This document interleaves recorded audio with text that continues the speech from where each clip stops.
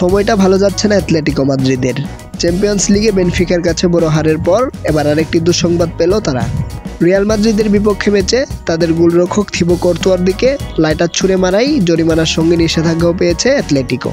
লা লিগার ম্যাচে ওয়ান্ডা মেট্রোপলিটানো স্টেডিয়ামে রিয়ালের সঙ্গে 1-1 ড্র করা ম্যাচে 64তম মিনিটে এডার মিলিটাওয়ের গোলে রিয়াল এগিয়ে যাওয়ার একটু পরেই গ্যালারি থেকে কেউ লাইটার ছুঁড়ে মারেন গোলরক্ষক কর্তোয়ার দিকে।